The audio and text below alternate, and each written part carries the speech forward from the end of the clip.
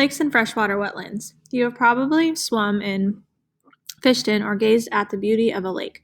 But did you ever think about how lakes form? A lake is a depression in the surface materials of a land that collects and holds water. As shown in the mini lab on the following page, surface materials determine where a lake can form. Lakes sometimes accumulate water from streams and run off the flow into them. Lakes also receive water from local precipitation, springs, and other sources. Most lakes have outlets from which water flows to rivers and to the ocean. People sometimes build small lakes called ponds and serve as sources of water for livestock, to maintain fish supplies, to attract wildlife, or for their natural beauty. Reservoirs are lakes made for the primary purpose of storing water in a community's use. Origins of lakes. Natural lakes form in different ways in surface depressions and in low areas. As you have learned, oxbow lakes form when streams cut off meanders and leave isolated channels of water. Lakes can also form when stream flow becomes blocked by sediment from landfills. Other lakes, such as Utah's Great Salt Lake, shown in Figure 924, are remnants of prehistoric lakes that have receded to lower-lying areas. Still, other lakes have glacial origins, as you learned in Chapter 8.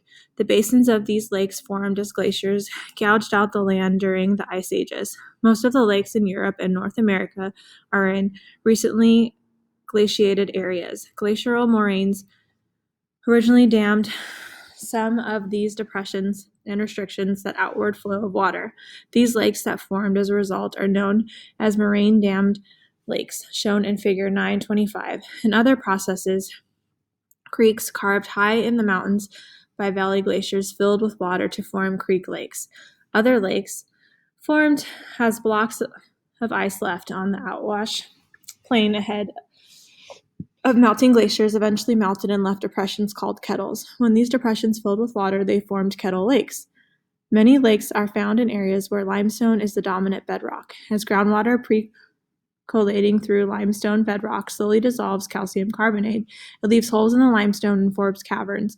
In some areas, the ceilings of these caverns become so thin and weak that they collapse, which leaves depression that may fill with water in time. Lakes undergo change. Water from precipitation, runoff, and underground sources can maintain a lake's water supply. Some lakes contain water only during times of heavy rain or excessive runoff from spring thaws. A depression that receives more water than it loses to evaporation or used by humans will exist as a lake for a long period of time. However, lakes are temporary water-holding areas over hundreds of thousands of years. Lakes usually fill in with sediment and become part of a new landscape. Eutrophication. Through the process of photosynthesis, plants add oxygen and waste products to lake water. Animals that live in a lake use the water's oxygen and add waste products to the water as they conduct their life processes. The decay process that occurs after plants and animals die also use up dissolved oxygen supplies. The amount of dissolved oxygen helps determine the quality of lake water and its ability to support life. The process by which lakes become rich in nutrients from the surrounding watershed, thereby resulting in a change in the kinds of organisms in the lake, is called eutrophication. Figures 926 shows a pond undergoing eutrophication. Although eutrophication is a natural process, it can be sped up with the addition of nutrients such as fertilizers that contain nitrogen and phosphorus. When this happens, the animal and plant communities in the lake can change rapidly. Algae growing in the water may suddenly multiply very quickly. The excessive algae growth in a lake or pond appears as green scum. Other organisms that eat the algae can multiply in numbers as well. The resulting overpopulation and decay of a large number of plants and animals depletes the water's oxygen supply. Fish and other sensitive organisms may die as a result of the lack of oxygen in the water. Other major sources of nutrients that concentrate in lakes are animal waste and phosphorus detergents. Lakes can also suffer from the release of toxins from nearby industries and undertreated sewage, as shown in the Science and Environment feature at the end of the chapter.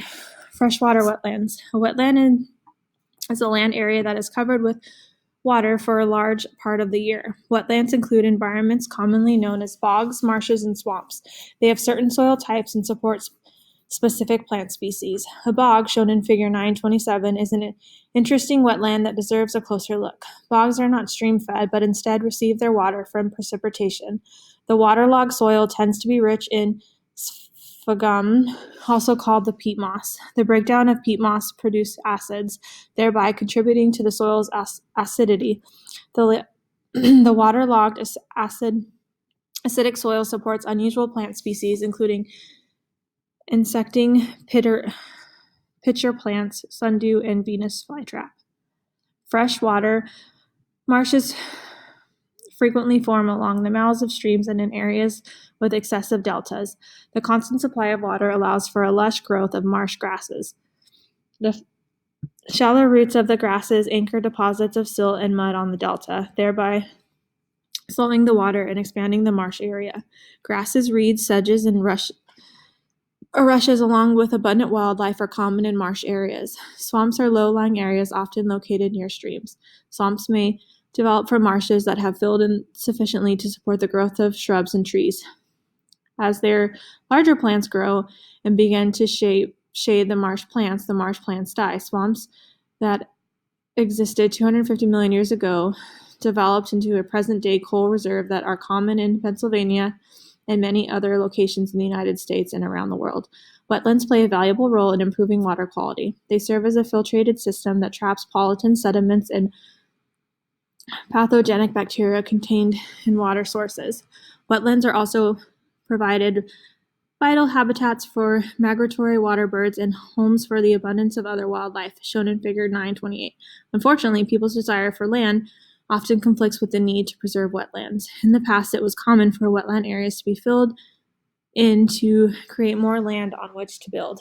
Government data reveal that from the late 1700s to the mid-1980s, the continental United States lost 50% of its wetlands.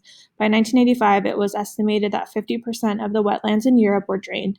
Now, however, the preservation of wetland areas has become a global concern.